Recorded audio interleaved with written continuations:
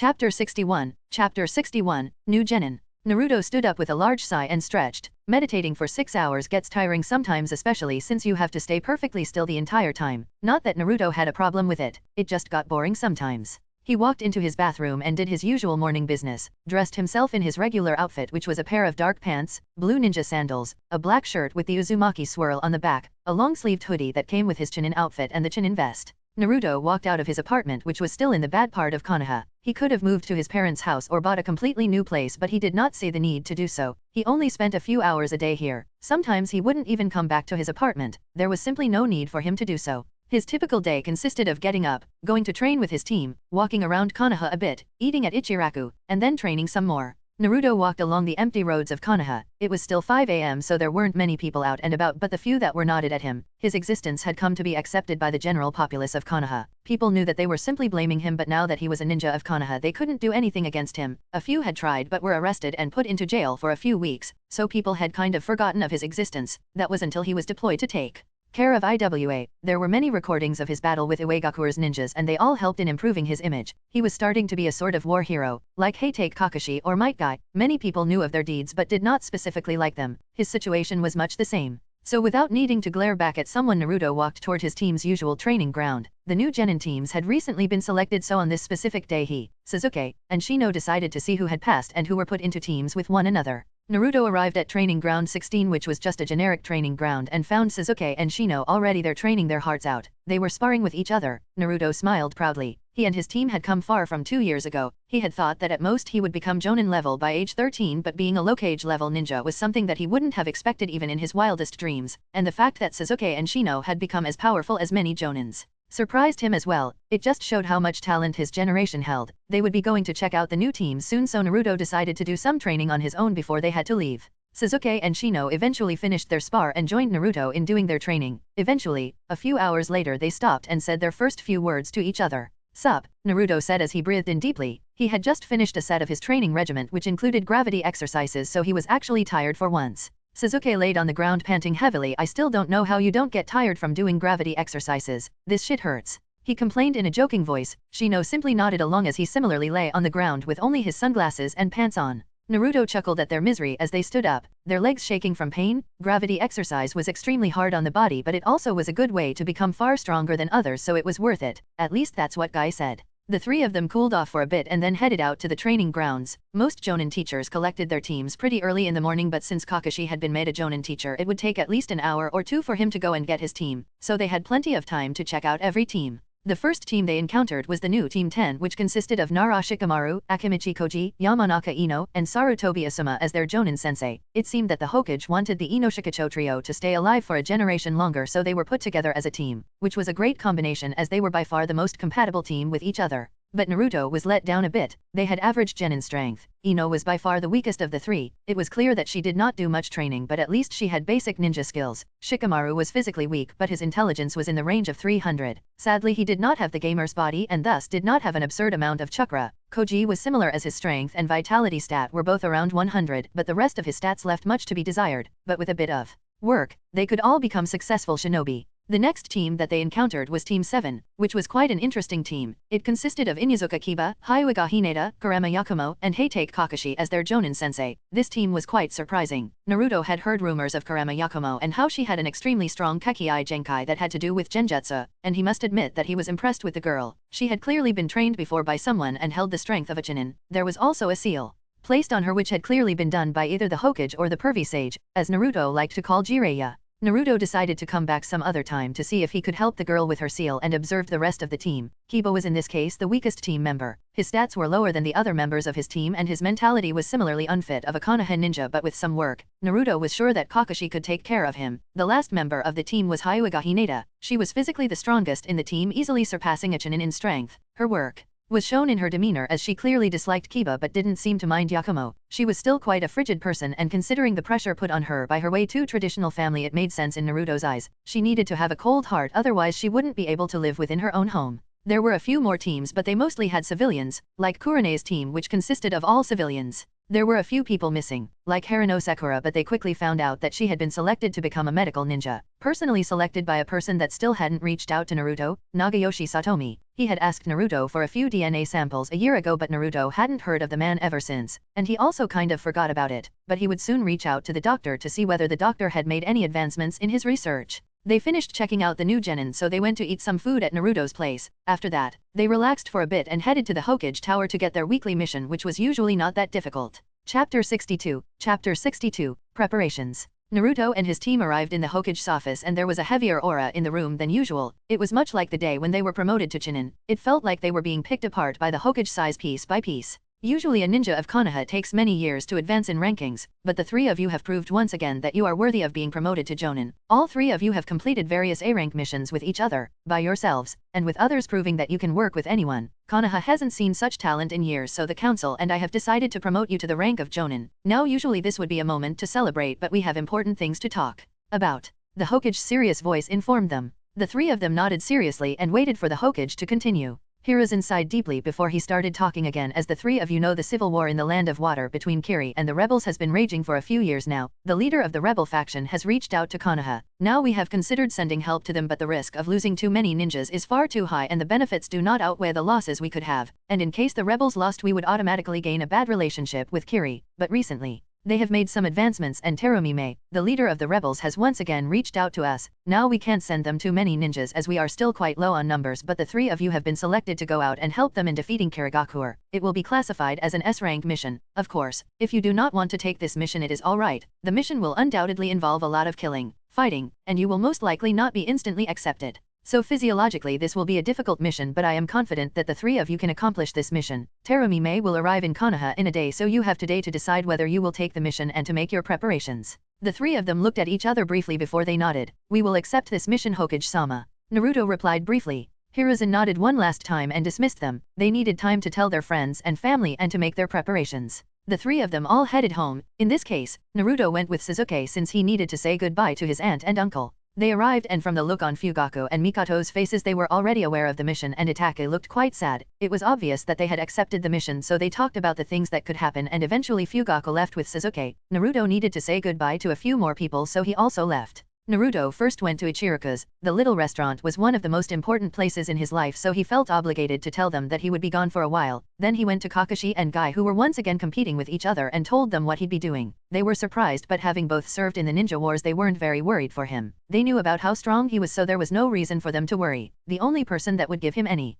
problems would be Terumime or the Mizukage, and perhaps the 5 remaining swordsmen of the mist who were still allied to Kiri. There wasn't much left for Naruto to do other than gather supplies. Naruto went home and grabbed a few scrolls that contained most of his stuff, which, admittedly, wasn't a lot as he kept almost all of his stuff in his inventory. There wasn't much else left for him to do, so Naruto decided to make himself stronger. He had leveled the 8 gates to the max level, which meant that he could go all the way to the 8th gate and survive. The gamer's body made it so the skill took HP every second, but Naruto wasn't capable of using it for over 5 minutes, so he decided to use his skill upgrade card. He hadn't gotten any missions that would give him another one, so he was contemplating on using it, but he decided that the 8 gates was a good enough skill to use it on. Naruto grabbed the skill upgrade card from his inventory, selected the skill that he wanted to upgrade and clicked confirm. Nothing much happened other than a notification going off. You have upgraded the 8 gates. You have gained a new skill. The 8 Heavenly Gates. Description: the 8 Heavenly Gates is the upgraded version of the 8 gates. It is much stronger than the first version of the skill and can be taught to others. Instead of taking away HP and vitality from the user, it takes away 5% of your total chakra with each gate opened. The 8 Heavenly Gates enhance any attack or jutsu and can even be utilized by channeling the energy you gain into a weapon that can absorb chakra. The 8 Heavenly Gates also grant you a few special attacks that are only usable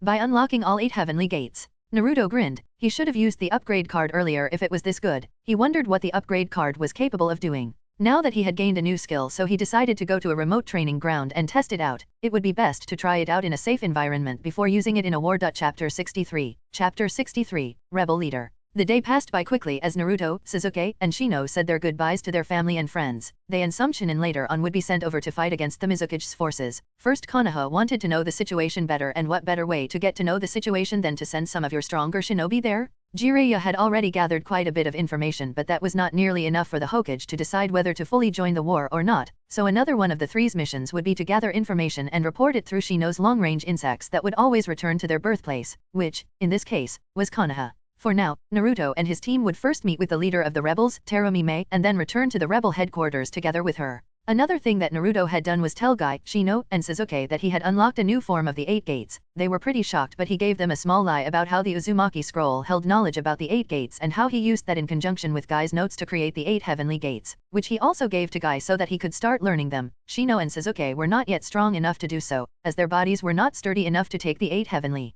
gates energy output. The 3 of them headed to the Hokage Tower as they had agreed to meet there early in the morning. The rebellion leader didn't have much time to stay in Konoha, as even leaving for the 3 days that they had planned could prove fatal, as admittedly the rebellion wasn't that strong. They could barely hold out against the Mizukage's forces, so it was of utmost importance for them to hurry back to the land of water. Naruto could sense that the Hokage was in his office with 3 other presences, 2 at the level of Jonin, and 1 at the level of a Kage, most likely Terumi and 2 of her ninja. Naruto knocked on the door and entered. He already noticed that the 4 in the office had already noticed their presence, well, Sasuke's and Shino's, so he entered without hesitation. Naruto immediately noticed that all attention had gone to him. Clearly, the 3 of them hadn't sensed him approach, so they were immediately put on guard, especially since Naruto looked very intimidating. He was already 6 foot tall at 13, so he towered over everyone in the room, and with same hata secured on his back, it only added to his intimidation factor. Naruto realized what was going on, so he sheepishly rubbed the back of his head. I apologize for that. I always hide my presence and chakra since most people can't take it, but it should be fine to release it here. As Naruto finished his sentence, he turned off all his concealment skills, seals, and stopped controlling one of his parallel minds to focus on hiding his chakra and presence. The room was immediately filled with an oppressive presence. Naruto's chakra by itself surpassed all of their chakra combined. If you added same Hada's chakra signature to it and the Kyuubi's signature, it made for an incredibly oppressive chakra signature. The horror on their faces was hilarious to Naruto. I apologize once more. It seems I was wrong. Naruto rubbed his head once again while smiling sheepishly. The Hokage shook his head in exasperation. He had told Naruto to intimidate them a bit and to show off his strength, but he had not expected Naruto to do it so directly. But it looked like it had worked, as the 2 Jonin by Terumi's side were standing with their weapons out, while Terumi herself seemed to be incredibly surprised. But it was noticeable that she was much more used to being in the presence of strong people. Terumi coughed audibly and spoke. I apologize on my subordinate's behalf. We did not mean to be put on guard by you, so we apologize for that. I hope that our cooperation won't be spoiled by this mistake, while nodding at Naruto and the Hokage. Hiruzen simply chuckled and waved her worry off. Ha ha ha, Terumi-san, you shouldn't worry about such small things. Naruto is used to having this effect on people. I also hope that our cooperation won't be hurt by this. Now, these 3 are the 3 that will be sent with you for now. In the future we will send more forces to your side, but for now, they are all we can spare. I would like you to meet Uzumaki Naruto, Uchiha Sasuke, and Abarame Shino. All 3 of them are Jonin level shinobi that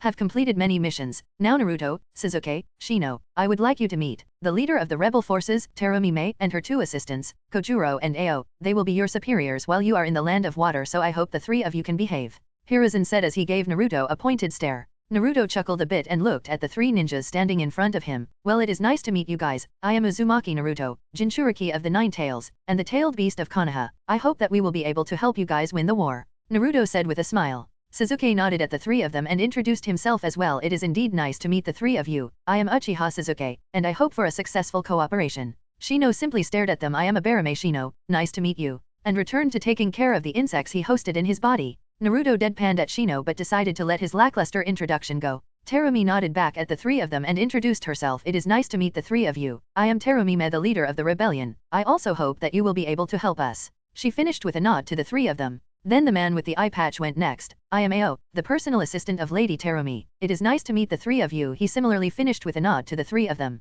Now all attention turned to Kojuro. It is nice meeting the 3 of you. I am Kojuro, a student of Terumi-sama. I hope we can get along. He finished with a small and respectful bow. Hiruzen nodded. Well then, I do not see a reason to hold you any longer. We have discussed everything that we wanted to, so if you feel ready you may leave. I wish you well on your journey back, and I hope that we can end this war as soon as possible. Terumi nodded at Hiruzen. Indeed, Hokage-sama, I hope so too. We thank you for your help and hospitality. If it is all right, we will immediately leave. I wish to be back by tomorrow. I can't afford to leave my troops alone for too long. Terumi bowed respectfully to Hiruzen and then turned around to leave. Ao, Kojuro, Naruto, Sasuke, and Shino following after her. They had a long journey ahead of them, so they left immediately. Chapter 64. Chapter 64. The Land of Water. Naruto, his team, and the 3 rebels left Konoha swiftly and started running at Jonin speeds. It would take them the rest of the day to get back to the rebellion HQ, and since they didn't have much to do, they decided to talk to each other, introduce themselves a bit more than what they did at the office of the Hokage. Naruto was the first to ask something as he was the most relaxed one out of them. So Terumi-san, are you the strongest ninja in the rebellion, or is there someone stronger than you?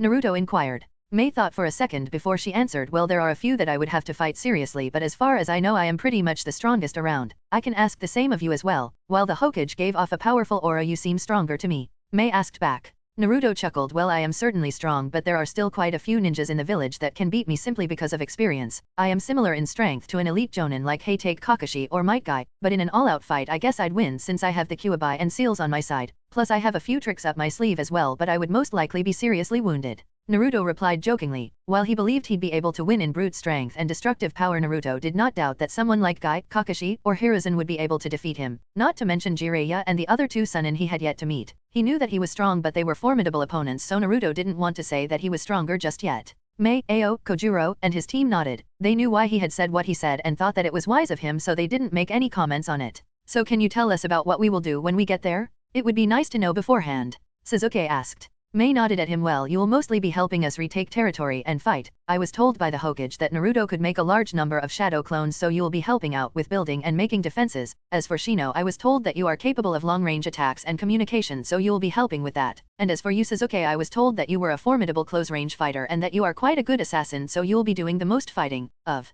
course, Naruto and Shino will fight too, but most likely less than you. Mei said as she spoke to all three of them. I will give you more specific tasks when we arrive at HQ, so until then I can't really tell you anything else, she said. Naruto, Sasuke, and Shino all nodded. They would be used in areas where they were useful, so it made sense. The six of them didn't encounter much on their journey through the land of fire. They went through a village where they grabbed a quick bite of food but didn't stop for more than 20 minutes, which meant that they had made rapid progress in their journey. Naruto could feel the air become moister the closer they got to the land of water, and eventually the landscape completely changed. The land they were walking on ran out and they arrived at a port town where they took a boat to the island where the rebellion HQ was located. It was quite far from the mainland of the land of water, but it wasn't too far away as to make it difficult to attack or get messages to other islands. Strategically, it was one of the best islands to have an HQ. The boat ride took a few hours, so the sun was already starting to set, but it did not hide the fact that war was present in the country. The island they arrived at was quite destroyed. Similarly to the few villages they had passed, the island gave off a depressing vibe, and it was visible that there had been multiple battles on the island, as everywhere they looked the landscape was destroyed.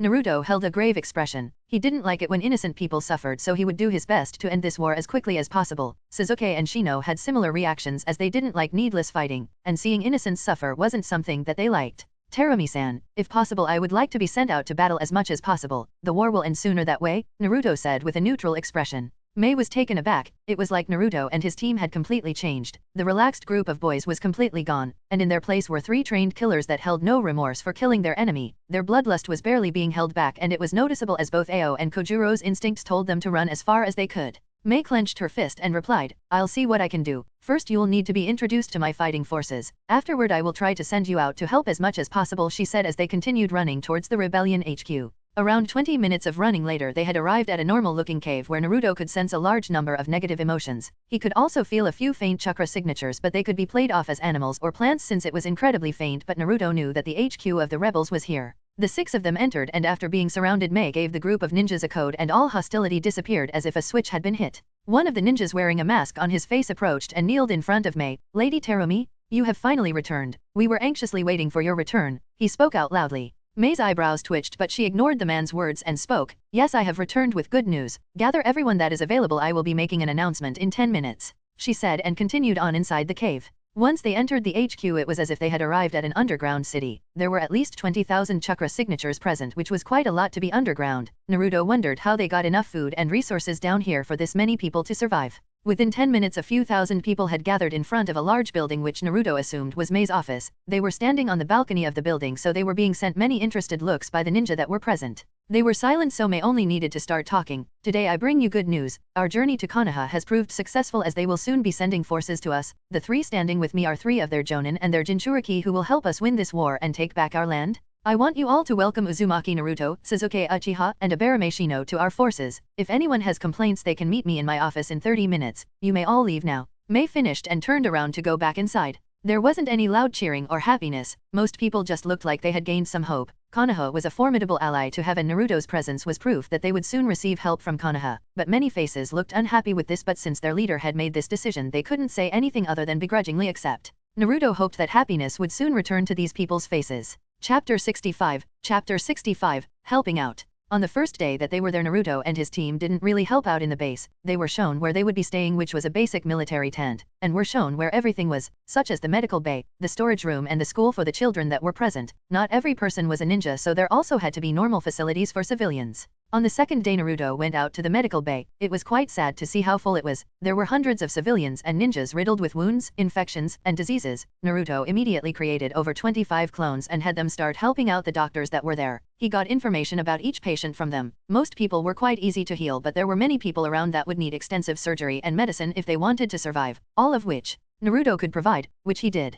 Over the course of 2 weeks, Naruto worked on the patients day and night, performing many surgeries and using up his entire chakra reserve to use the mystical palm technique. But it came with great rewards, most of which were in the gratefulness and trust that he had gained among the general populace of the rebellion and a few levels to his chakra control skill. While Naruto and his group still hadn't been accepted by everyone, they were now at least tolerated, which meant that they could do their jobs properly. Shino started setting up an intricate and complex communication system with his insects that would allow the rebellion to communicate over all of the land of water. Of course, it would take at least a month to set it up, so at the moment they could only communicate to the closest 3 islands, but that was already better than what the rebels had. Before this, they were incredibly impressed by Shino. The ability to set up such a complex communication system was incredibly impressive, as it would be able to turn the tide in any battle or war. Sasuke had already been sent out to the battlefield accompanied by a few of Naruto's clones. He arrived at an island that was slowly starting to lose against the forces of Kiri a few days ago, and with the help of Sasuke the rebels had managed to stabilize the situation and had even started to slowly push Kiri back. Naruto's shadow clones had helped out by healing a bunch of wounded ninjas, so they had gained back quite a bit of their previous strength. Sasuke also helped out by massacring Kiri. Naruto's next job would be to send clones to the various island where the rebels had bases and reinforce their defenses, and when his main body was present, fight back against Kiri's forces. There wasn't a whole lot of resources to work with, so Naruto had to painstakingly raise his mastery over the earth element and spam jutsus like Earth Wall to raise the rebellion's defenses. With the large number of shadow clones that he could create, it wasn't a problem to raise the level of mastery over jutsus, and with his knowledge in architecture Naruto managed to solidify every single base. A month passed quickly and Naruto had been called to the office of Mei on the main island. Mei stood in a room that had a map of the entire land of water in it and looked at the people present. Her right-hand man, Ao, her student, Kojuro, the person who had arguably killed the most in the war, Mamakai Zabuza, and quite possibly the most helpful man around, Uzumaki Naruto. Now that everyone is here, I will explain our next move. Thanks to the help of Naruto, the bases that we have on other islands have been sufficiently reinforced for us to not worry about being attacked on the main island, so we will all start going to the front line to fight against Kiri. Recent reports have shown that the ninjas of Kiri are growing more and more discontent with the rule of the Mizukage, and we can use that to our advantage. Naruto, I want you to create enough clones that you can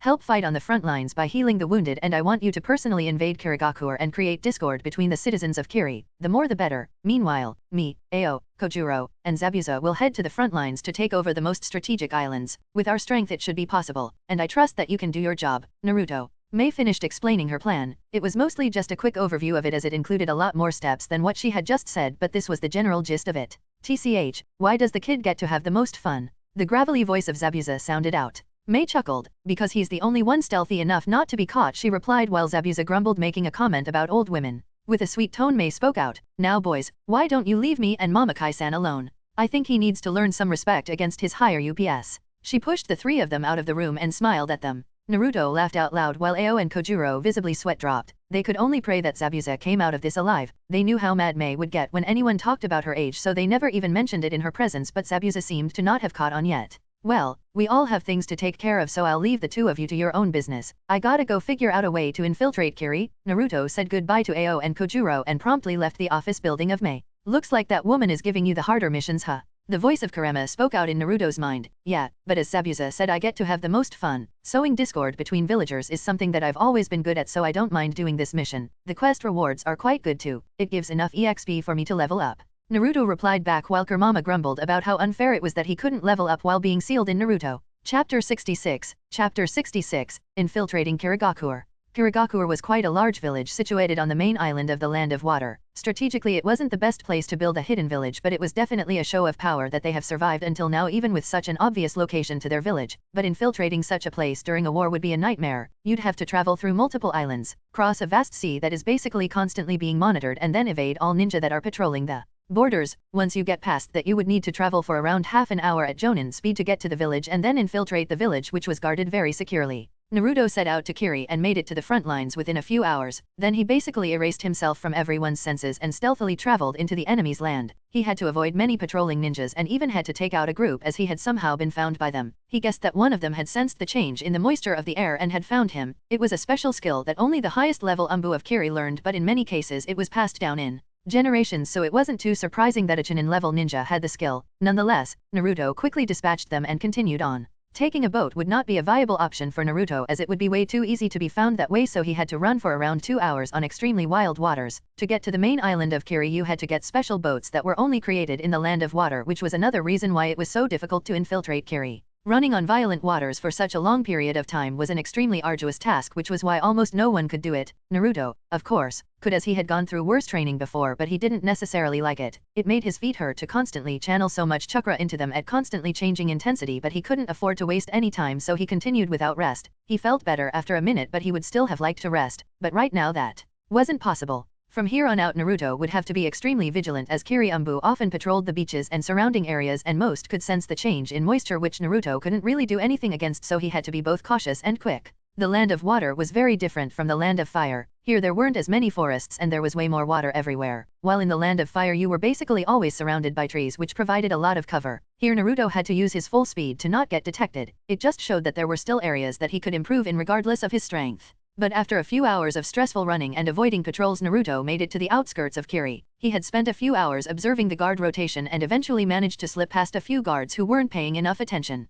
Kiri was quite a sad sight to look at. Most civilians were poor, hungry, and without proper housing. There were countless homeless people right in the center of Kiri. How this didn't even slightly bother the Mizukage Naruto did not know, but he would find out soon enough. The first thing Naruto had to do was find out information. With a few useful genjutsu that Sasuke had taught him, he managed to learn of the most recent events and he was quite shocked. Kirigakure was extremely corrupt. If you were strong you could live nicely. If you were weak it didn't matter how much money you had, you would eventually become poor just like everyone else. The ninja population ruled over the civilians. The Mizukage was basically a tyrant that ruled with an iron fist, and if you disobeyed you died. Naruto had already gained a few ideas on how to cause civil unrest. Genjutsu was a very useful tool to control people and have them do something you want them to do. He was lucky that Sasuke could teach him all the genjutsu needed to control people. The first thing Naruto did was find a person who was decently well off. He found an average-looking guy that had an apartment and no family. The guy had decent relations with the ninja of Kiri and helped out his neighbors frequently, so he was a trusted person. A few genjutsu later Naruto learned everything there was to know of the man and got rid of the man. He wasn't as innocent as everyone thought him to be, which was perfect for Naruto, but even if he was innocent it wouldn't have mattered. He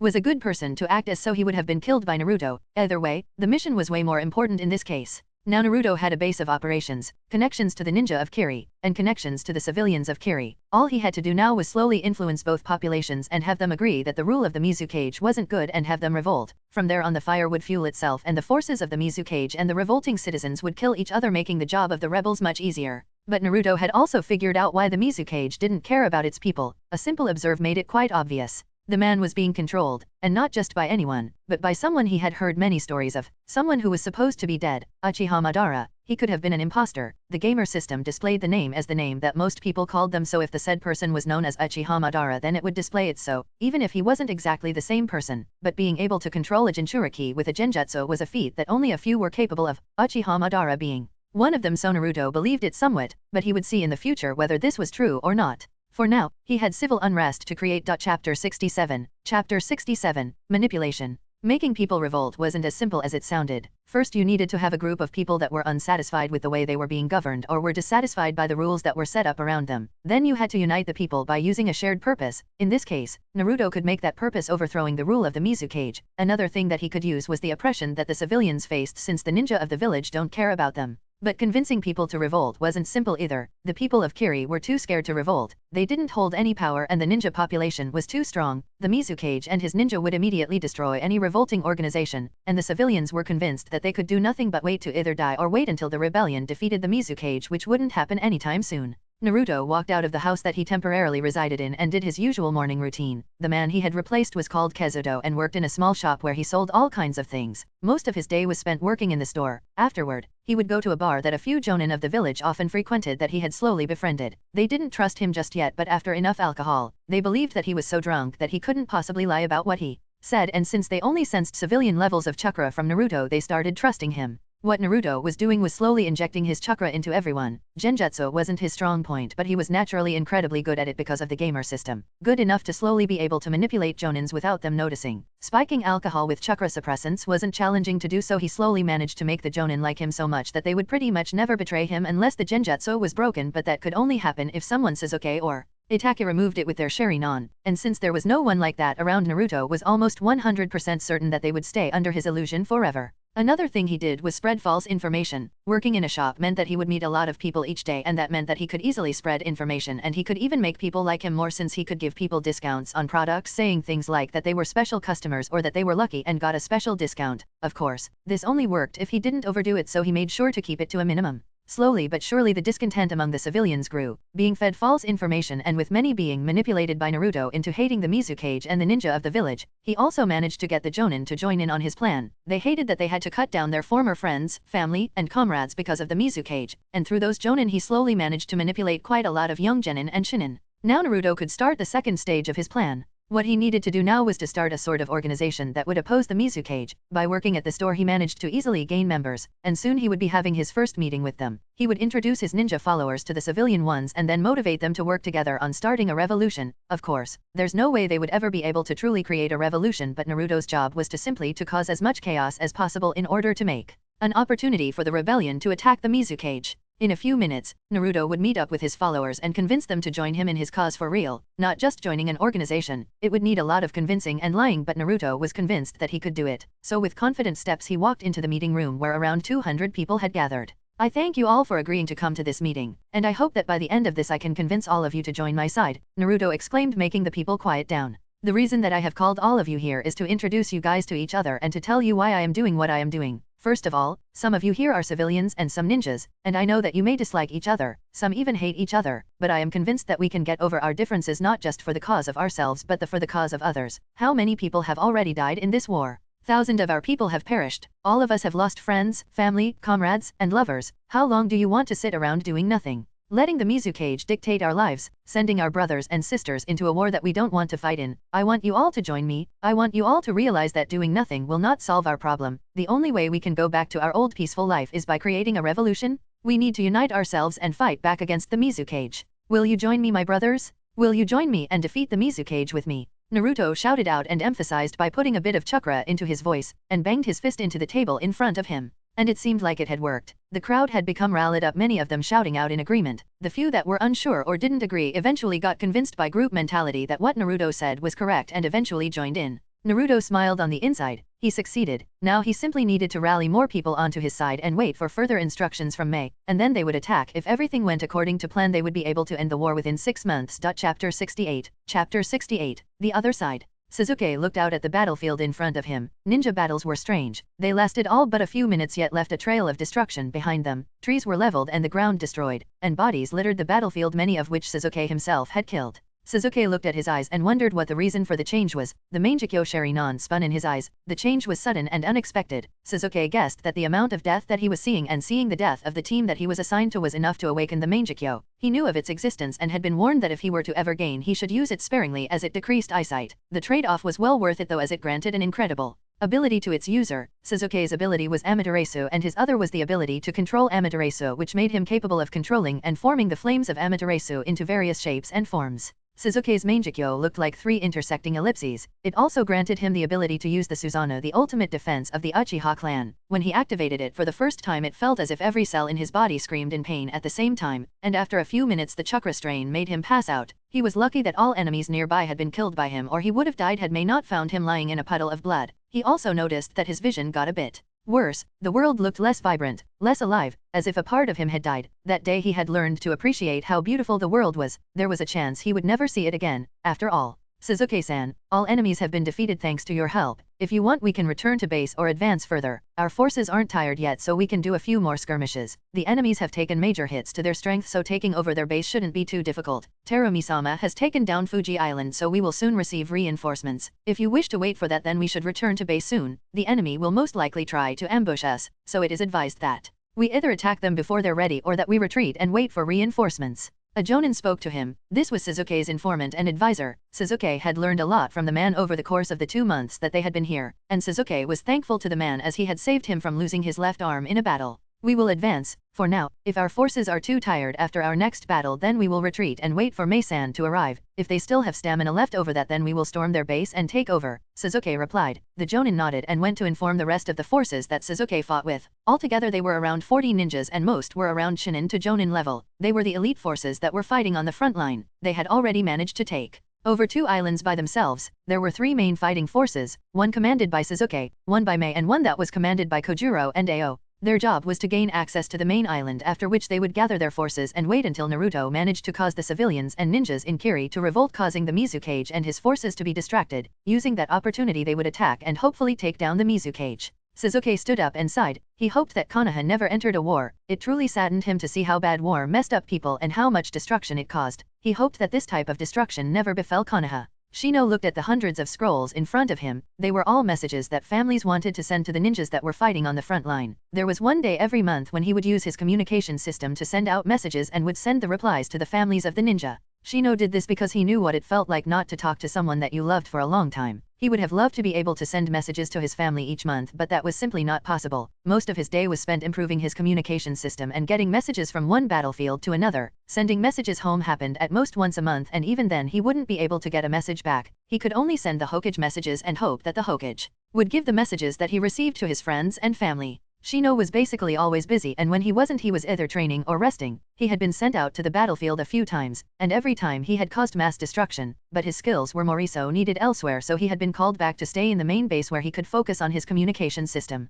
It also took quite a lot of chakra to keep the system up, as it consisted of a large number of his insects that sent signals to each other, which Shino translated and wrote down. After that he would send the message to one of his clones that had been set up on the battlefields, who then translated the message again. This was the easiest way for him to do it, as 2 long-range messages took too much chakra. But this had caused messages that would take hours to get to their destination to be sent in all but a few minutes, which had increased the coordination of the rebel forces and had caused them to gain a significant advantage over the forces of the Mizukage. All in all, the war was going as well as a war could go, and they would soon win it. It all depended on how quickly they could take over the islands and how quickly Naruto managed to get the citizens of Kiri to revolt, after which it would only take a bit of time to defeat the Mizukage. Chapter 69. Chapter 69. Final preparations. Another month slowly passed, and the fighting between the Mizukage's forces and the rebellion only got fiercer. Yagura had realized that he was losing island after island, ninja after ninja. He had realized that the rebels had slowly started to outnumber his forces. If before he could send 4 of his ninja against 1 rebel, now he could at most afford to send 2, and even then it was not enough, as the rebellion got stronger as more people joined in. Many of Yagura's own ninja were betraying him, so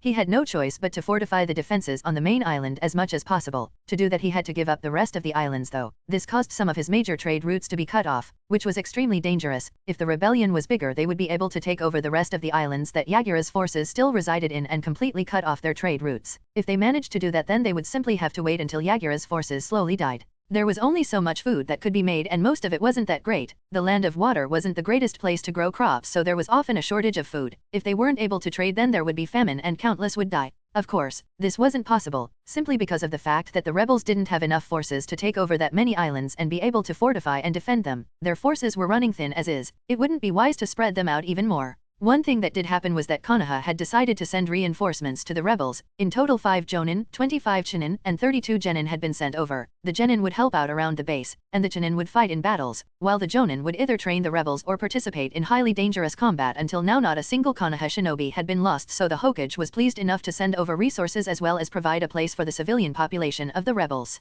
to stay at. There were various villages in the Land of Fire that were willing to help out, so the civilians had a nice place to stay until the war ended. On Naruto's end, things had been going quite well. With the use of some mass genjutsu, Naruto had managed to gain the support of hundreds of people, shinobi, and civilians alike. All he had to do was wait for Mei to give him the okay, and chaos would ensue. Yagura wouldn't even know what hit him until it was too late. The major threats to Naruto's plans were the 4 swordsmen of the mist that still allied themselves with the Mizukage, the Umbu of Kiri, and the man that had put the Mizukage under a genjutsu. He had no idea who would be capable of such a thing. Perhaps an Uchiha that had deserted, but it had to be someone with at least Kage-level skills, maybe someone that focused on genjutsu. But it still didn't make sense to Naruto. Genjutsu would automatically be broken by the Baijuyo that resided in a Jinchuriki. Naruto supposed it was possible if the Sanbai had also been put under Genjutsu, but that would be absurd. The only person that had ever been capable of putting a Baijuyo under Genjutsu was Madara Uchiha, someone that had died a long time ago. So Naruto was worried. If that person was capable of staying undetected this long and be able to control a Jinchuriki, then he wondered whether there were any others being controlled by him. The most likely answer was yes, but Naruto would need to use observe on that person to make sure. But after a total of 3 months, plus the 2 he had spent outside of Kirigakure, Naruto and the rebels would finally be able to win the war. Naruto had been contacted by Shino. Mei had given him the instructions that he had to prepare everything within 1 week. The second Naruto started causing chaos within Kirigakure, Mei and the rebels would all attack, and if everything went according to plan, a single night is all they would need to defeat the Mizukage. Naruto had also gotten a great new quest. He had gotten quite a few good quests but nothing that gave him major rewards. This quest, however, would defeat the Mizukage. The Mizukage's tyrannous reign has to be stopped. You have been tasked with causing chaos in Kirigakure and defeating the Mizukage. Hidden objective, S. Rewards, 25 million EXP, Water Affinity, Water Jutsu Scroll, Chakra of the Three Tails, Upgrade Card. Hidden rewards, Failure conditions, you are unable to defeat the Mizukage, if Mei Terumi dies, or if the host dies. This quest was an important one, and it was the first ever quest that had hidden rewards. He could only imagine how good those would be if the normal rewards were already so good. Another upgrade card would be amazing for Naruto. He was still having a hard time deciding what to use it on, but this would make the decision a lot easier. So Naruto called the commanders of his revolution together and gave them the plans. In a week the entirety of Kirigakure would be put up in flames. There was no reason for the village to stay. They would need a fresh start. The old village would simply remind them of the countless mistakes that had happened within its walls. Naruto spent the next week working on explosion seals and fire jutsu seals. He then went around Kiri planting them all over the place. He made sure that his own forces wouldn't be hit and that they would cause as much chaos as possible. Naruto then prepared himself. He would be fighting a cage-level Jinchuriki. He couldn't take it easy. Chapter 70, Attack. The time had come. Shino had contacted Naruto and told him that the rebel forces would arrive within an hour. Naruto had long prepared everything, and everyone was in their position. A lot of the civilians and ninjas in the revolution would die, and Naruto was fully aware of that fact. So he made the strongest of them go to the front of the revolution while the weaker civilians stayed in the back to give them a chance at survival. It was quite morbid and cruel, but it was the quickest way for Naruto to cause a big enough distraction for Mei's forces not be noticed immediately. The second Naruto sensed Mei arrive around 20 kilometers from Kiri, he gave the signal for the revolutionary forces to attack, and simultaneously hundreds of explosion tags went off immediately, putting the Umbu of Kiri on guard. While that happened, the few hundred people he had convinced to join him rushed out to the streets with various weapons in their hands. The ninja threw around jutsus while the civilians threw rocks and some even molotovs. Around 20% of the shinobi in Kiri had joined Naruto and around 45% of the civilians that were left over. Naruto was convinced that more would have joined, but he would have been found out that way. Even this much was risky. He was lucky that there wasn't anyone strong enough to notice. So when all those people attacked at the same time, the remaining shinobi of Kiri were shocked and it took them a few minutes to properly react, but those few minutes were more than enough. 10 kilometers weren't much for a shinobi. Mei and her army of Chunin and Jonin arrived within 2 minutes. The losses on the revolution's part hadn't been too bad. They had lost a few as the Umbu had reacted swiftly and attacked without hesitation, cutting down quite a few on Naruto's side. But now that hundreds of Chunin and tens of Jonin were attacking them, they wouldn't be able to hold out for long. Naruto undid his transformation while Mei, Sasuke, Ao, and Kojuro landed on the building standing next to him. Splendid work, Naruto-san, Mei said while she looked at the chaos going on around her. Then they felt it, the oppressive aura of a Jinchuriki using their Baijuyu's chakra. It wasn't as oppressing and hate-filled as Kurama's, but it was just as dense, and it felt heavy as if a weight was pressing down on their shoulders, and a man appeared in the street in front of them. I must say I never expected you to do something this bold, Mei. Yagura Karatachi stood in front of them in all his glory, his large hooked club in hand. Mei glared at the man. I truly am disappointed in you, Yagura. We trusted you, yet look at what has happened. Our village is destroying itself and we have lost countless valuable bloodlines thanks to you. Mei shouted at him. Yagura chuckled as if those filthy beasts matter. They were simply polluting the air that we breathe. Even you, your abilities are abnormal. No one should have those abilities. Yagura's monotone voice shouted out. Without any warning, crimson chakra surrounded Yagura and he dashed at Mei. Mei blew out a blob of lava in retaliation, making Yagura jump to the side. Sasuke activated his Sharingan and channeled lightning chakra into his sword. Ao activated the Byakugan in his right eye. Naruto took Same Hada out of his inventory and Kojuro activated the special ability of Hiramekurei. Naruto went first and dashed at Yagura. Currently, Yagura was faster than all of them, but Naruto could keep up with him well enough to catch him off guard. Naruto slashed at Yagura with Same Hada. Yagura quickly brought his club up and blocked the slash, but the power behind it was too great and he got pushed back, making him fly back a few meters.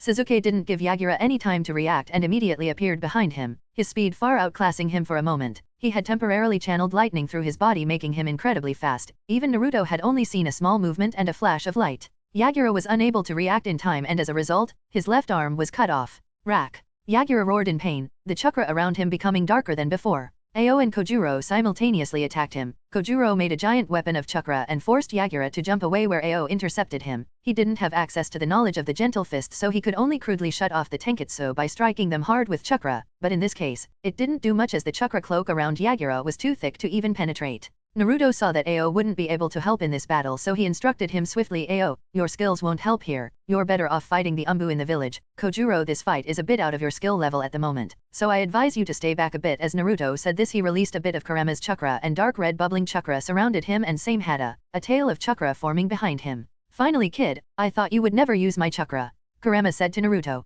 Hey, as if you're one to talk, you barely said a word to me these past few months. Naruto replied to Kurama cheekily. Naruto didn't have any time to talk to Kurama though, since Yagura dashed at him angrily as if he was agitated by Naruto being a Jinchuriki as well. Yagura kept getting angrier as three tails appeared behind him, a thick shell forming on his back and his eyes changing into that of the three tails. Yagura let out a loud roar and dashed at Naruto, completely disregarding Sasuke and Mei. His hand had reformed, being filled with the three tails chakra. Yagura swung his club and through sheer power alone leveled multiple buildings around them. Naruto swung same hata in retaliation, sending Yagura flying once more. Sasuke weaved a few hand signs and lighting slowly started hardening on his sword, making it infinitely more lethal. It could most likely cut through Yagura's thick chakra coat, even if the three tails was the most defensive of the 9 Baijuyu. Mei spewed a bunch of lava in a large circle, cutting off any escape routes. Unless you could run through lava, you wouldn't be able to enter the ring they were now in. The real fight would now start. Chapter 71. Chapter 71. Fighting Yagura. Yagura blocked a slash from Naruto and jumped over the lightning-enhanced shuriken that Sasuke threw.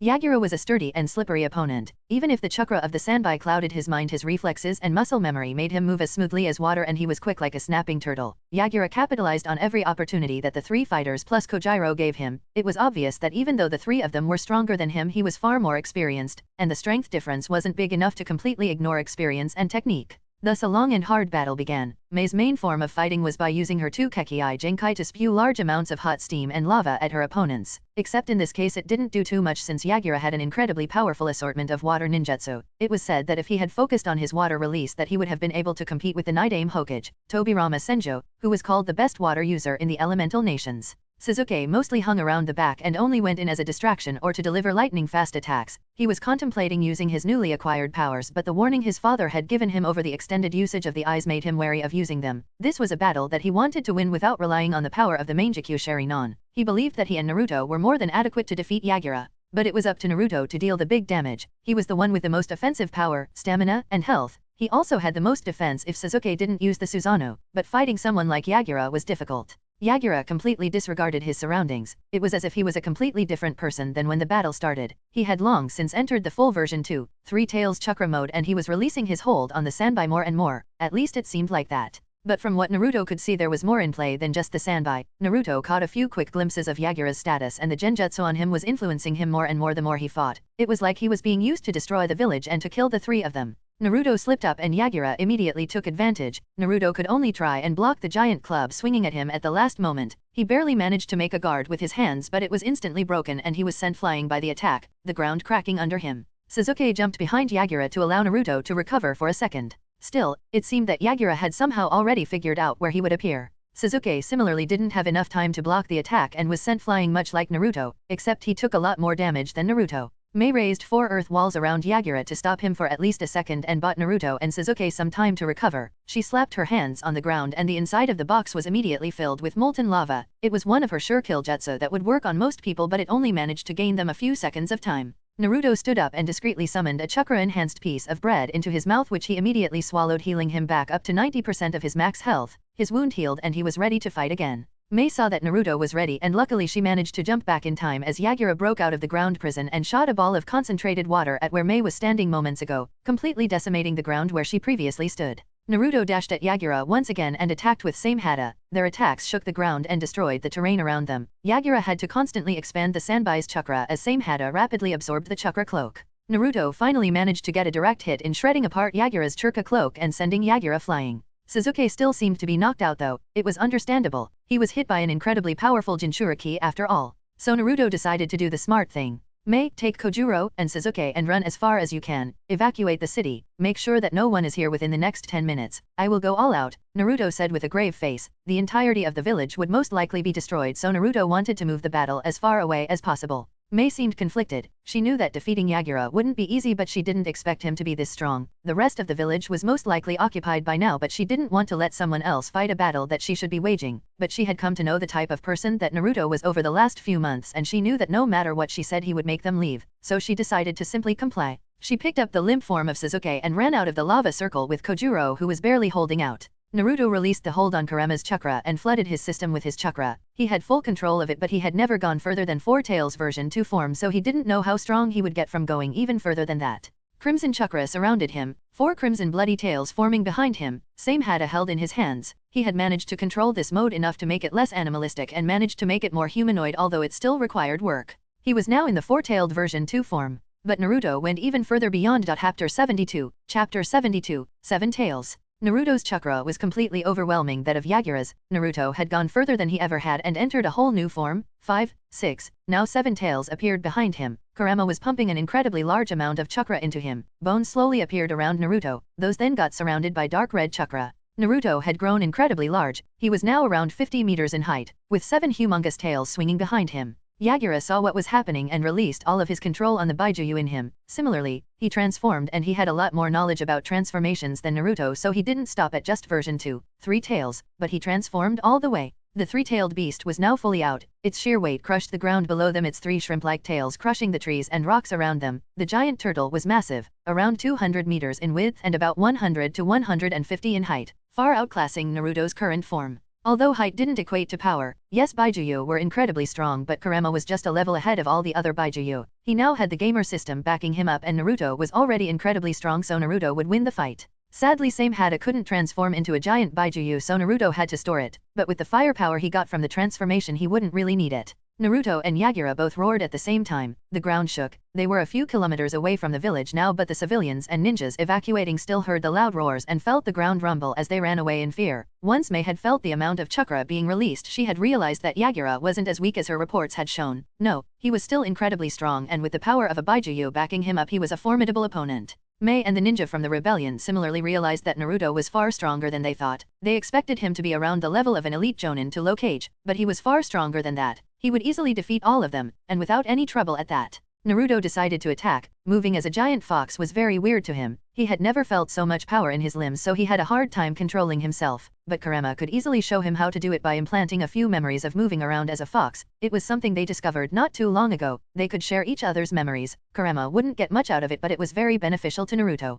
Naruto lunged forward, crushing the ground below his feet, and swung his claws at Yagura. One of Yagura's tails showed forward, but Naruto blocked it using one of his own. Yagura's form made him quite slow, so Naruto easily gained an advantage over him by positioning himself in ways that Yagura couldn't attack him. They threw their hands at each other, shattering the earth around them. Yagura's shell was incredibly hard. Naruto couldn't penetrate through it even when he used a wind jutsu, which was powered up by the transformation. Coral was sprouting all over the ground. It was one of the Three Tails' special abilities. It allowed Yagura to create corals all over the place. They were extremely durable and could be used to trap and crush enemies. Yagura's water release was already incredibly strong, but transforming into the Three Tails allowed him to basically create water anywhere, which he was trying to use to create a large lake. If he managed to do that, Naruto would be in a lot more danger. Naruto kept spamming jutsus. Mainly wind, as fire would immediately be extinguished by Yagura. But it happened. Naruto managed to get a solid hit in on Yagura's transformed face. He wrapped his tails around Yagura's body as much as he could and flipped Yagura over. The ground shattered even further, creating an entire crater where Naruto pinned Yagura down.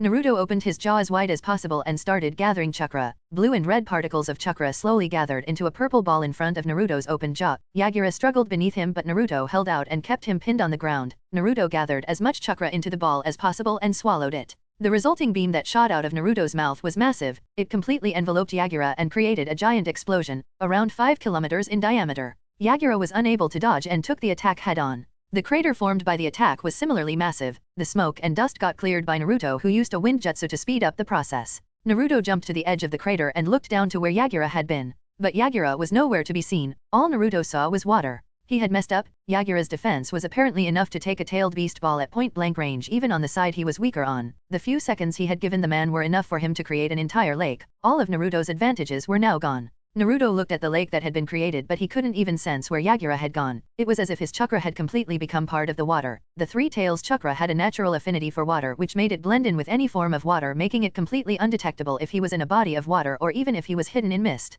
For all Naruto knew, Yagura could be right in front of him and he wouldn't even know. Chapter 73. Chapter 73, BS Jutsu. The water went completely still, its raging waves disappeared, only the loud breathing of Naruto could be heard. Yagura had made himself completely one with the water and managed to completely erase his presence even from Naruto's heightened senses and chakra sensory. Yagura was healing, the Three Tails was said to be unbeatable in water, so it was of utmost importance to fight it on dry land and not in a deep lake. There weren't many options for Naruto. He could use another tailed beast ball to erase the water, but it would only work for a few moments before Yagura filled up the water again. He was in quite the predicament. TCH, Kurama, got any ideas? Naruto voiced out in his mind. Isabue is quite an irritating opponent in the water. We are currently far too big of a target and he moves far faster than us in the water. We could erase the water by using some fire ninjutsu or a tailed beast ball, but Isabue would easily survive that. The genjutsu he is under is the thing we will have to go after. If we manage to snap him out of it, then we won't have to fight him. But for that, you need to get as close as possible and not be disturbed while cancelling the genjutsu.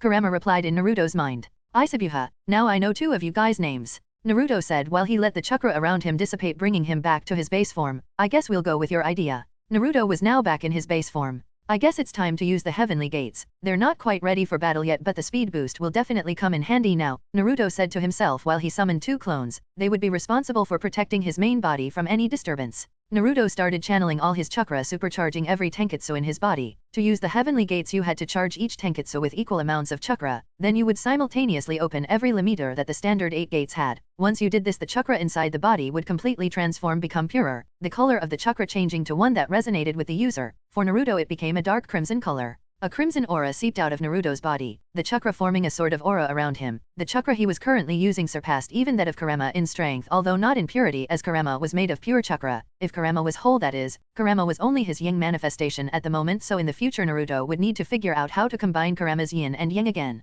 But right now that wasn't important. Naruto watched 5% of his chakra disappear only to be refilled by same Hadan near instantaneously. The 8 heavenly gates was truly a broken jutsu. At the small cost of 5% of his chakra per gate, he could become the one with the strongest chakra in the world for a few minutes. The first heavenly gate, Gate of Beginning, open. The chakra around him surged outward, forming a permanent crimson aura around him. The two clones next to Naruto were similarly encased by a crimson aura. Yes, clones could also use it. Naruto then pulled Same Hada out of his inventory and jumped into the lake he had created, quickly followed by his two clones. The water was cold and completely dark, most likely a jutsu used by Yagura to make the water less clear so that the giant form of Isabue wouldn't be noticed. Luckily for Naruto this wasn't a problem, as his enhanced eyes could see through the darkness and in conclusion see the giant turtle that was swimming not too far away from him, observing him, waiting for a moment to attack, like a leviathan hunting its prey. Naruto acted as if he was clueless. It would allow him to surprise the Jinchuriki, even if only slightly. If he acted as if he couldn't see him, then he would have a slight advantage. Same Hada was quite the blessing underwater. Naruto's physical strength made it so he could swim incredibly fast. Same Hada's natural affinity to water and his ability to swim underwater made him even faster. Nowhere near as fast as the giant turtle was underwater, but he would be able to keep up with Isabue or Yagura in this case for a bit at the very least.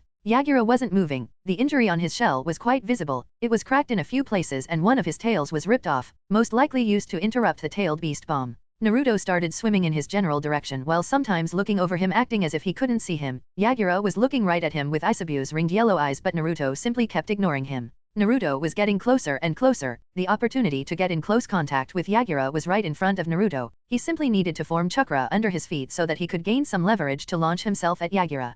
50 meters, 40 meters, 30, 20, and eventually a measly 10 meters separated Naruto and Yagura. Naruto had conveniently placed himself at an angle where Yagura had to first turn towards him to attack him, which would grant him an extra second. Then Yagura's eyes, for but a split second, looked away from Naruto and to one of his clones. Naruto took full advantage of the opportunity. Chakra exploded beneath his feet, sending him flying through the water right towards Yagura's or Isabue's ginormous head. Yagura reacted a split second too late once again and failed to intercept Naruto. Naruto's clones similarly used this chance and landed on Yagura's head, where they fastened themselves to Yagura using the tree and water walking exercise in conjunction. Now came the hard part. Naruto would have to invade Yagura's mind, which wouldn't be too difficult as he had a few seals and an overwhelming amount of chakra to help with that, but then he would need to dispel the genjutsu Yagura and Isabue were trapped in and not be interrupted while doing so. Chapter 74. Chapter 74. Talking to Yagura. Naruto channeled an insane amount of chakra through his hand into Yagura's chakra system, slowly but surely overpowering his chakra system. Then it happened. Naruto entered Yagura's mindscape.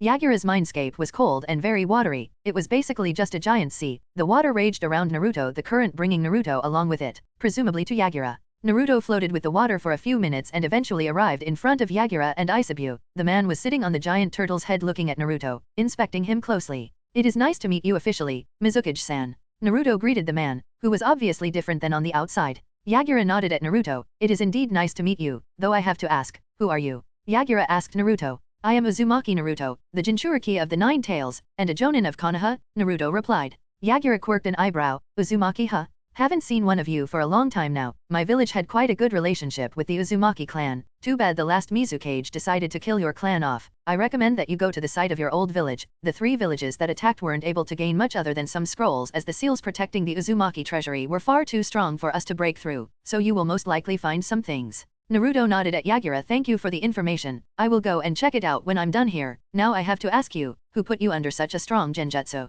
Naruto asked. Yagura looked at Naruto and contemplated for a while. "The man that put me under a genjutsu called himself the Ghost of the Uchiha. He was quite powerful. He was capable of phasing through all of my attacks and was capable of putting both me and Isabu under a genjutsu. Even though we have full control of our mindscape, we are incapable of controlling our body, as if we are simply a puppet that works on orders," Yagura said with disdain in his voice. "The Ghost of the Uchiha." Naruto thought to himself. He remembered Sasuke talking about someone called that. "Isn't the Ghost of the Uchiha, Uchiha Madara, who's supposed to be dead?" Naruto asked Yagura. It was Isabu that replied this time. "It was certainly not Madara. I've met the man before and his strength is truly overwhelming. But the man that we met was not even close to the real Madara's strength. Though he was strong enough to defeat us, the real Madara would only need to look at us to trap us in a genjutsu," Isabu said. "That bastard Madara has died. I know that much for sure, but death can easily be worked around, so he may have revived himself, or he plans on doing so. Either way, we need to break Yagura out of his genjutsu. Only then can we try and figure something out," Kurama said to Naruto in his mind.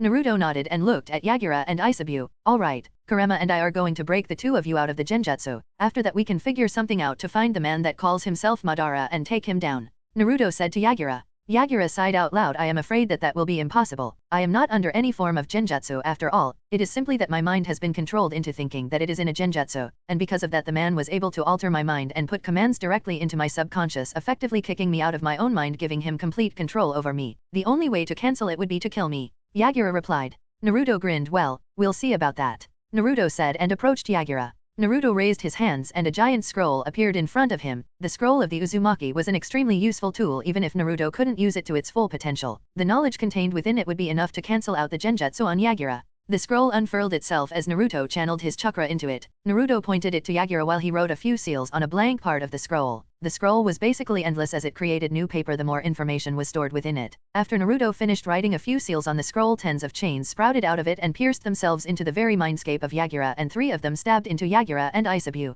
The scroll then started glowing as hundreds if not thousands of different seals and symbols combined into one seal. What Naruto created was a seal to effectively counter the genjutsu Yagura was under. The process took a few minutes, which showed that the genjutsu he was under was extremely powerful. For example, Naruto once used it to seal a genjutsu that Sasuke used, and it took him a measly 5 seconds to create an effective seal to seal a genjutsu created by Sasuke's Sharingan. In comparison, the genjutsu that Yagura was under was many times stronger, understandably so, as it was capable of changing the very mind of someone, which should have been impossible in the first place. The Sharingan was truly a bullshit jujutsu. Naruto then copied the seal that the scroll created and applied it to Yagura's mindscape. It would allow Yagura to retake control over his body, and it would protect his mind from being controlled, albeit only temporarily, but it would be enough for Yagura and Isabu to be able to retake control over himself. While Naruto was doing this, many things had happened outside of Yagura's mindscape. Naruto's 2 clones were being attacked by an unknown man who was wearing a black cloak with red clouds on it. They were unable to hit the man as he phased through their attacks, but the man was also unable to touch the real Naruto and Yagura, as whenever he came close to them he got blasted away by one of Naruto's clones.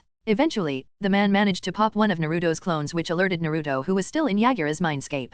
Naruto looked at Yagura, who was still trying to understand what just happened, and alerted him about the man's presence as well. "Yagura, I need you to retake control of your body as soon as possible. I can't protect your body while fighting the man," Naruto said to Yagura. "Don't worry, it will only take us a second," Yagura and Isabu replied at the same time. A new enemy had appeared for Naruto to fight. Chapter 75, Madara. Naruto opened his eyes and was greeted by a vast expanse of water. Yagura had regained consciousness before even he did and had long since moved, leaving Naruto alone with his clone and the man that was attacking them. Naruto turned to look at the man and saw a masked man with a black cloak that had red clouds on it. He had chains wrapped around his hands with a weight and a blade on its end, a kusarigama. Naruto watched his clone attack the man only to phase right through him. Then the man noticed that Naruto had woken up and swam right at Naruto. Naruto dodged easily and swam to the top of the lake he had created where he stood on top of the water. A few seconds later the man emerged, Naruto's clone nowhere to be seen, it had been destroyed by the man. Naruto hummed, you're quite the annoying opponent aren't you? He said out loud while examining the man.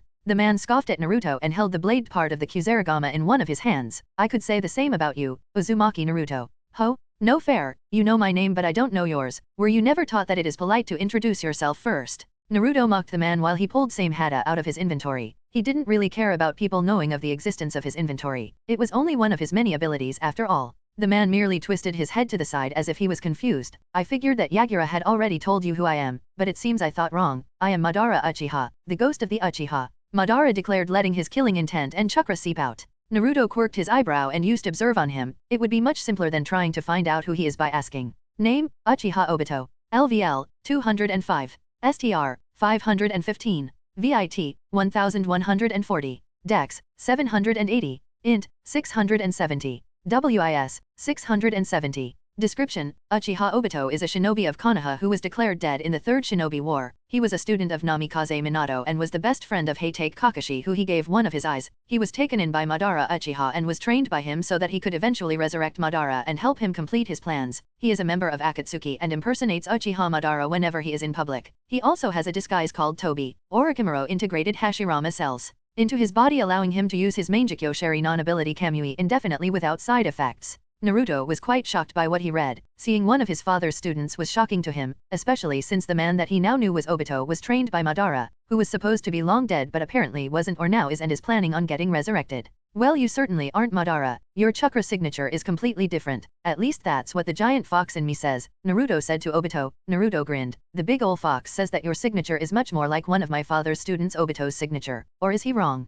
Naruto said while grinning at Obito widely, whose eyes had visibly widened with shock. TCH, I knew I should have killed you along with your parents. It would have saved me much trouble. Sadly, I won't be able to let you go now since you know who I am, so prepare to say your last words, Uzumaki Naruto. Obito glared at Naruto. He hadn't expected anyone to be able to figure out who he was, much less Naruto, who had connected to countless important people. Well, what are you waiting for? I've been waiting for a good fight for quite a while now. Even Yagura was quite weak. I doubt you'll put up much of a challenge either. Naruto mocked Obito, further enraging the man. Naruto dashed forward, immediately appearing in front of Obito and swung Same Hada at Obito, who phased through the attack. If he wasn't fast enough he would have certainly died there. Naruto wasn't holding back. Naruto was trying to see how fast Obito's reflexes were, which were quite fast. Seeing the Mangekyo Sharingan spinning in his eyes, Naruto had no idea that there was a next evolution of the Sharingan, so once he defeated Obito he would ask Sasuke or tell him in case he did not know of it either. Either way, Obito was fast enough to react to Naruto's attacks, so Naruto needed to lure him in to deliver a fatal blow. The two exchanged a few strikes where Naruto allowed himself to be hit. He would then try to attack fast enough. Obito had to make himself solid to be able to attack, which is when Naruto would be able to strike the man.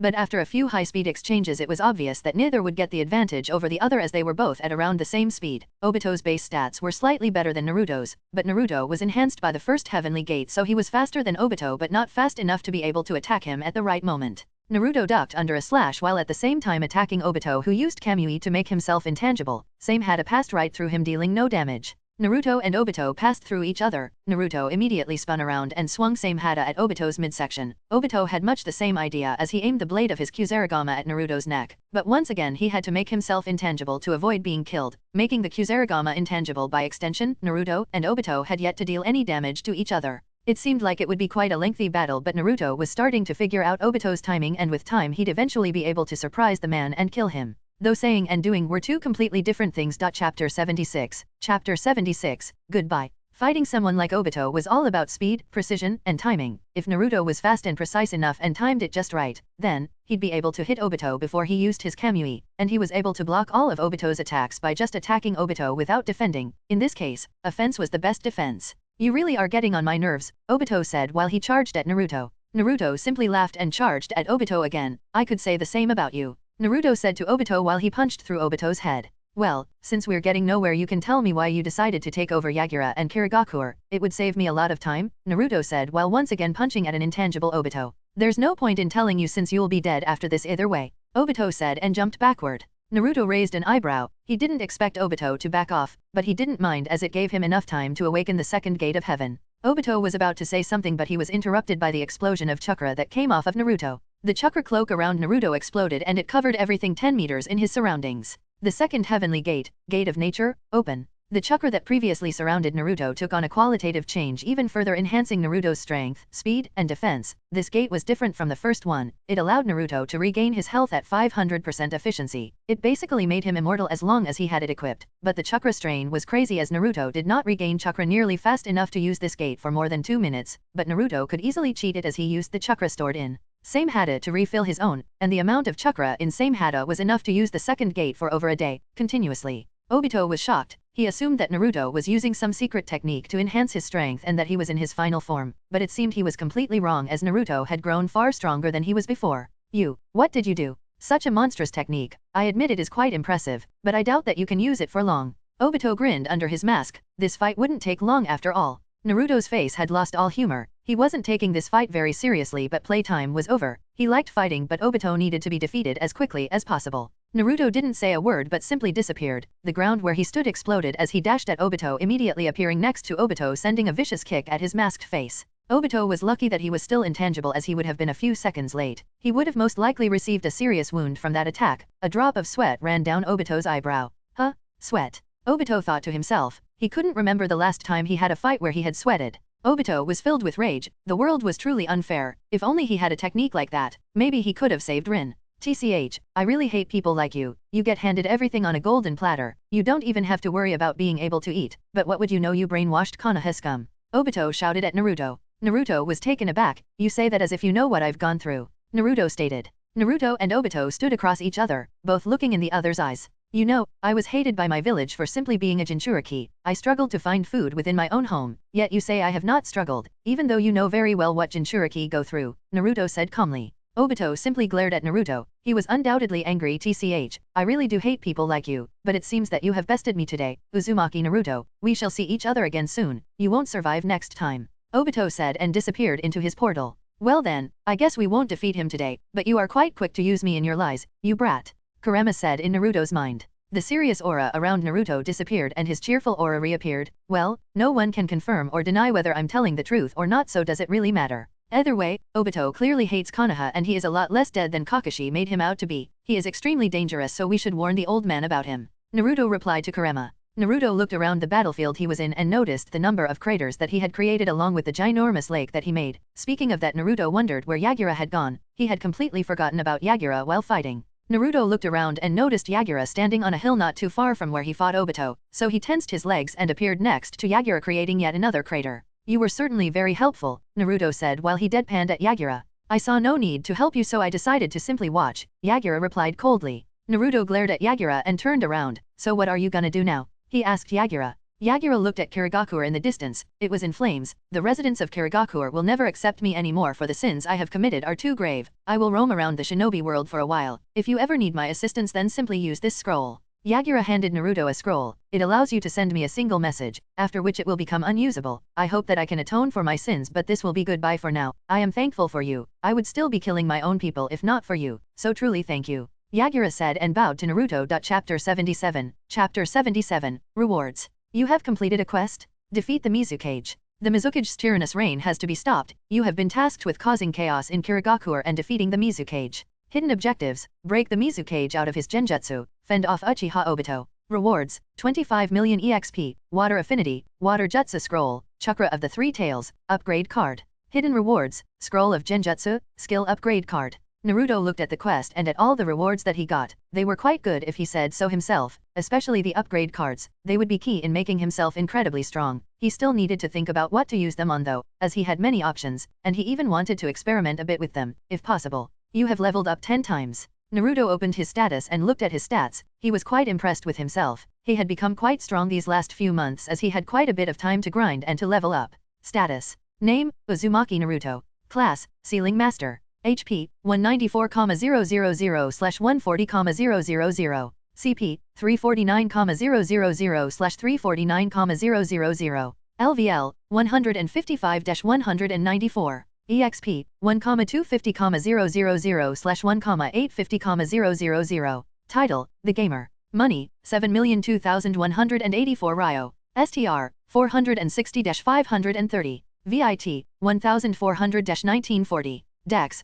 390-520. Int: 450-582. WIS: 480-570. Stat points, 375-570. HP regeneration, 19,500/hour. CP regeneration, 58,000/hour. Naruto nodded to himself, and a minute after he finished checking out his rewards and his status, a few people approached him. Naruto-san, what happened to Yagura? Mei ran to Naruto and asked. Naruto turned to Mei and answered, well, Yagura won't be a problem anymore. We should worry about any of his remaining followers and fanatics. There are a lot of people that now believe that people with bloodlines are lesser than them, and that they should be killed. Those will be the main cause of your problems. Naruto said while smiling at Mei. Mei's eyes practically glowed and she launched herself at Zabuza, who was standing next to her. Zabu. We did it. She shouted, ripped off the bandages around his face and kissed him. Naruto stared at them awkwardly for a second but smiled at them and decided to leave them be and go and help out in taking down the remaining forces of the now free Yagura. Others did not need to know that he was still alive though. Naruto wanted the man to have some time for himself. Maybe he'd need his help later on, so he didn't mind letting Yagura go.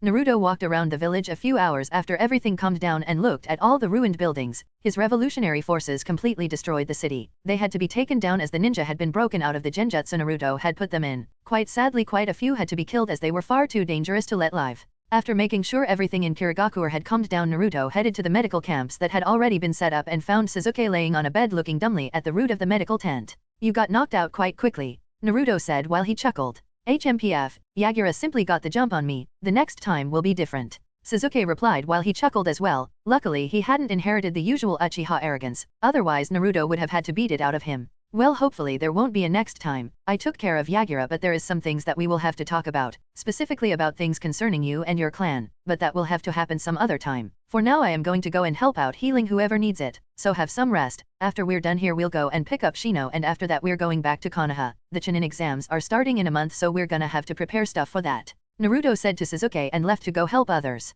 The remainder of Naruto's day was spent using the mystical palm jutsu and even performing a surgery on a shinobi of the rebellion who had one of his hands completely crushed, which Naruto needed to piece back together. Thankfully it was easy with the help of a few clones. The following day Naruto and Sasuke said goodbye to everyone and congratulated Zabuza on his win. He was destined to be a happy man after all. They traveled to the border between the land of water and the land of fire and met up with Shino, who had disassembled his communication system and taken all his insects with him. They had agreed to meet up at a certain village from which they would travel all the way back to Konoha within a day or at most 2. In the end it took them a day and a half to reach Konoha, its giant gates shining underneath the sun. Naruto and his team were glad to finally be back. They had seen a lot of things over the last few months and done a few things that they were not proud of. War was messy and often not as black and white as it was made out to be. Even if you were considered to be the good side, you still had to do some pretty terrible things. There were certainly no winners in war. There were only winners of battles. Everyone lost something in war after all. The first thing that the team did was go to their families. They had missed them dearly and it would be comforting to them to see them after so long. Naruto also needed to have a chat with Sasuke and Fugaku about Uchiha Obito, and he needed to ask them about the Mangekyo Sharingan. He wanted to know if they knew about its risk and whether they had it or not. Chapter 78. Chapter 78, S-Rank Secret. Naruto, Sasuke, and Fugaku were all sitting in a room that Naruto sealed off. Naruto wanted to talk about the Uchiha he had encountered after his fight with Yagura. So I wanted to ask you guys about a few things and I need some information. First of all, I want to ask about who Uchiha Obito is, Naruto asked Fugaku. He doubted Sasuke knew anything. Fugaku raised an eyebrow but answered nonetheless. Obito was a young orphaned Uchiha that died in the Third Shinobi World War. He was a student of the 4th Hokage and friends with the copy ninja Kakashi, who he gifted his eye to before he died, which is the reason why we, the Uchiha clan, had allowed Kakashi to keep the Sharingan of Obito. Other than that there isn't much to say about him. His parents died when he was born and his grandmother died shortly before he became a genin. Why do you ask about him? Fugaku answered and asked Naruto. Naruto nodded. Well, apparently he's not as dead as we thought him to be. After I defeated Yagura, a man in a red clouded black cloak showed up. He said that his name was Uchiha Madara, but the Kyuubi recognized his chakra signature as Obito's. I confirmed this while we fought. He was also stupid enough to tell me about the Mangekyo Sharingan, which is another thing that I wanted to talk about. The moment Naruto said the words Mangekyo Sharingan, both Sasuke's and Fugaku's eyes widened. Fugaku sighed. I didn't want the knowledge of the Mangekyo to spread, but I guess it is fine to tell you. The Mangekyo Sharingan is the next evolution of the Sharingan. It gives each user a unique ability and allows us to use the ultimate defense of the Uchiha, the Susanoo, but it all comes at the cost of your eyesight. Each time you use the ability you are granted by the Mangekyo, your eyesight worsened, eventually rendering you completely blind. I unlocked mine in the Third War, though I'd rather not talk about it. Fugaku explained the Mangekyo Sharingan to Naruto briefly. I have also unlocked mine during our time in the Land of Water. I can attest to the fact that my eyesight has definitely worsened. Though not by a lot, it is still clearly noticeable that my eyesight has gotten worse, Sasuke said to Naruto. Naruto nodded. Obito was able to become completely intangible for the whole duration that we fought. He may have already figured out a way to use the Mangekyo without drawbacks or has a healing factor that allows him to use it indefinitely. His ability also allowed him to create some kind of portal through his one eye which he could teleport with. He used it quite frequently, so he definitely knows something that we don't. Naruto said to them, altering the truth of what he was saying. He knew exactly why Obito could use it as much as he did, but it would risk revealing himself, so he would rather not say how he knew. That ability sounds like Kamui. There's an ancient record of an Uchiha using it back in the warring periods, but the information is extremely limited. Mangekyo users are extremely rare. We can count the amount of them on our hands. Currently only 4 exist. 5 if you include Obito, possibly 6 if Kakashi can also use it, Fugaku said. Naruto nodded. They continued talking about these things for around an hour more, discussing plans about how to deal with Obito, and then headed to the Hokage's office. It was important that the Hokage was made aware of the fact that Obito was alive and that Kakashi also got to know of it. They shunshined a few times and appeared in front of the Hokage's office. They knocked on the door and entered. The Hokage was alone, with his Umbu guards, so they didn't have to wait to enter. Hiruzen looked at the 3 men that entered his office and could already feel a headache forming. "Sai, what has brought you 3 to my office?" Hiruzen asked. Naruto rubbed the back of his head and smiled. "Well, you see, some things happened and now we have an S-rank secret on our hands that we need to tell you about. It would be great if you could bring Kakashi here as well as it concerns him. Also make sure that there aren't any Umbu around when we talk about this." The more Naruto said, the more serious he got. By the end, Hiruzen was sure that Naruto wasn't joking.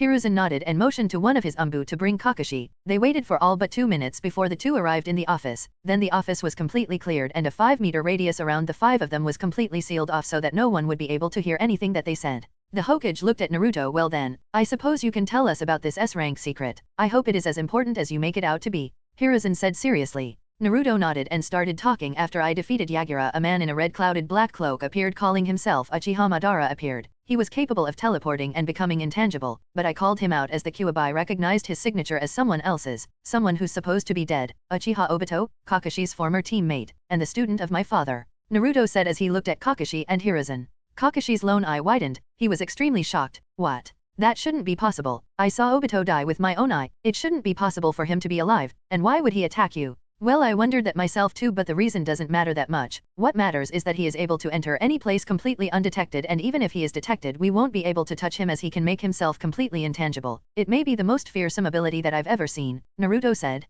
"That sounds very familiar. The man that attacked the village on the day you were born was also reported to be able to become completely intangible. Although Minato was able to defeat him, Minato was unable to stop the Kyuubi. If it is in fact Obito, then we will need to research some things. Also, the red clouds represent a mercenary group that recently popped up. They're formed completely out of S-rank ninja, but we don't know who yet. Jiraiya is currently investigating them," Hiruzen said. Naruto's eyes widened slightly, as did Fugaku's and Kakashi's. They couldn't believe that Obito was responsible for Minato's death. Chapter 79. Chapter 79. Plans. Shocking news was revealed left and right. First, Kakashi was shocked that Obito was still alive. Then, everyone else was shocked that Obito was the one to kill the 4th Hokage. They spent the next few hours discussing Obito and how to deal with the threat that his Mangekyo ability poses. The only way they would be able to counteract Kamui was by using Naruto's skills in sealing and putting up seals all around Konoha. There was a chance it wouldn't work, but everything could happen at this point. Things were getting crazy in the world of shinobi. Another thing that they talked about were the Chunin exams. In a single month the first round of the exam would start and preparations needed to be made.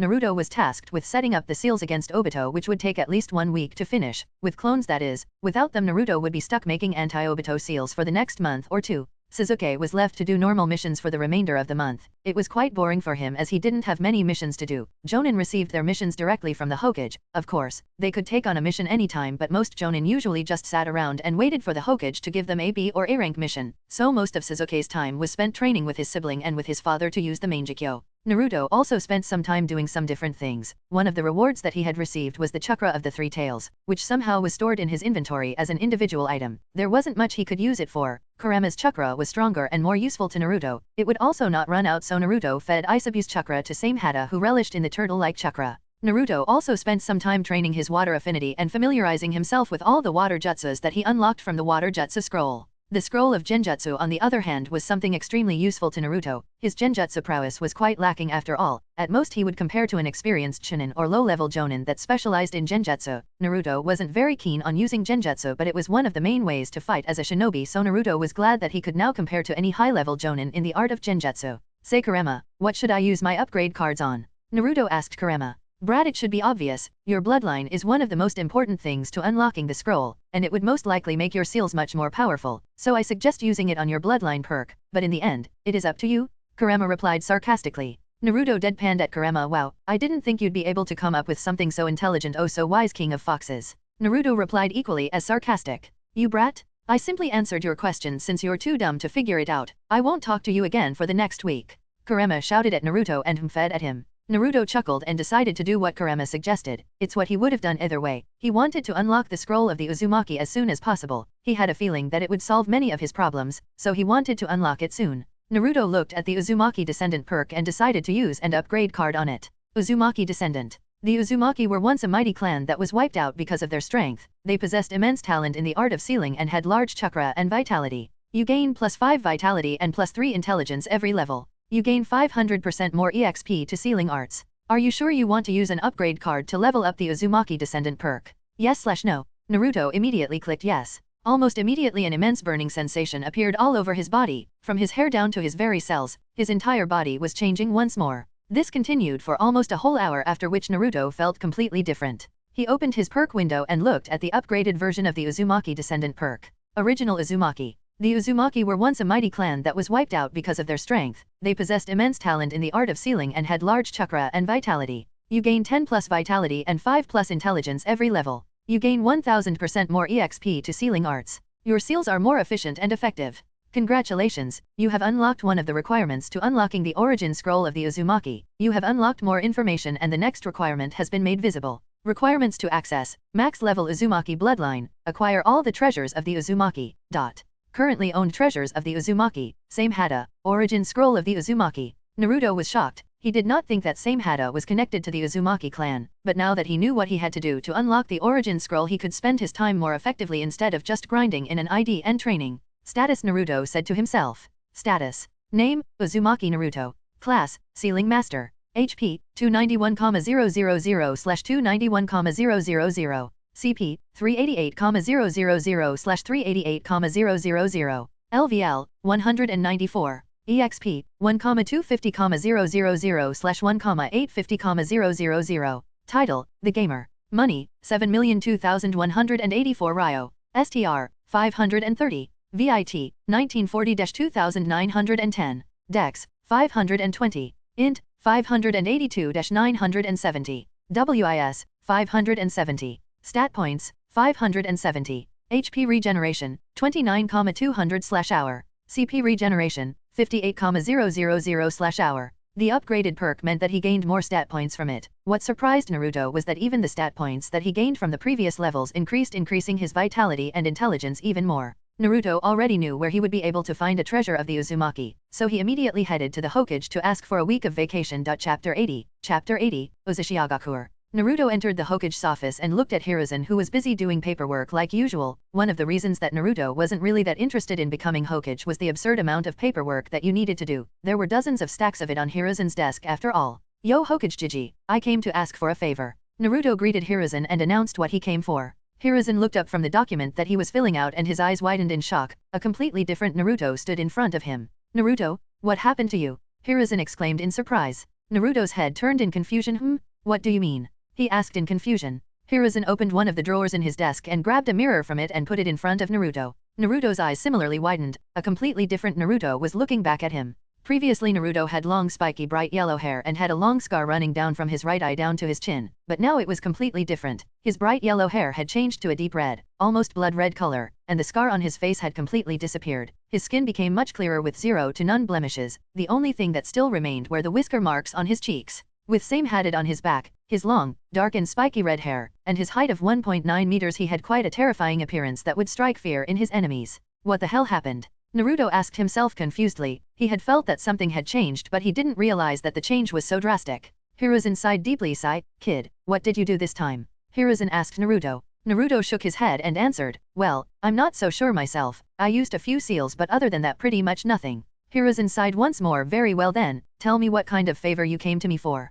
Hiruzen said. Naruto rubbed the back of his head. Well, you see, I was kind of hoping you would let me go on a week-long vacation to the ruins of Uzumaki so that I can become more connected to my roots. Naruto said in a questioning voice. Hiruzen sighed for the third time that morning and answered, you finished applying the security seals 2 days ago, so I see no reason for you not to be able to go, but I will need you to be here for the Chunin exams, which are occurring in 1.5 weeks, so as long as you promise me not to be away for more than a week, then you may go, Hiruzen said while looking at the smiling face of Naruto. Naruto grinned at Hiruzen and immediately turned and ran out of the room before Hiruzen could change his mind. Thanks, old man, Naruto shouted when he was a safe enough distance away. Before Hiruzen could say anything, Naruto was already gone, so all he could do was sigh for the 4th time that morning. Sigh, this kid will be the death of me, Hiruzen joked to himself with a fond smile. Naruto didn't need to do anything other than say goodbye to Kakashi, the Uchihas and Shino. He had everything he needed, including some Ichiraku ramen in his inventory, so he quickly said goodbye to his friends and left the village. Uzushiagakure was 2 days of travel away from Konohagakure. It was located on an island that was called the Land of Whirlpools before the Uzumaki clan was destroyed. It was located a few hours from the border of the Land of Fire and was only accessible to people who knew the specific patterns of the whirlpools, which there weren't many left of. Luckily for Naruto, the origin scroll of the Uzumaki clan contained the knowledge needed to traverse the violent waters of Uzushiagakure, so all he needed was a boat to sail in. After traveling on foot for over a day, Naruto arrived in a medium-sized port town that was located around 6 hours away from the island of Uzushiagakure. He rented a sailboat and immediately set out towards the island. After traveling by boat for 5 hours, he noticed the water becoming more and more violent. He was getting quite close to Uzu. The closer he got, the worse the whirlpools got, so Naruto quickly analyzed the whirlpools and decided on which path to take. Another rigorous hour later, Naruto finally arrived at the island. The island's natural beauty was truly something worthwhile to see. Naruto was already satisfied just by seeing the island, but he sailed for another 10 minutes and arrived at the port that the Uzumaki clan used to store boats and to receive guests, or at least that is what Naruto had read. Naruto truly wished that his clan could have survived, but sadly he was unable to change the past, so there was no way for him to truly know whether what the books said were the truth. He would never experience the life and culture that a true member of the Uzumaki clan would. Deep down he felt very sad about this, but all he could do was hope that in the future he would be able to make it so no one else had to feel like he did. From the port, all Naruto had to do was run for 5 minutes before he arrived at the ruins of Uzushiagakure. The village had been destroyed so long ago that nature had completely overtaken the ruins of the village. Nonetheless, the view of Uzushiagakure was breathtaking to Naruto. Seeing his ancestral birthplace brought up an unfamiliar emotion of longing in him. He had never realized that he had always longed to come here. It felt as if a weight was being lifted off of his shoulders. He felt like he could truly live now that he knew where the Uzumaki clan came from. All that was left now was to explore it.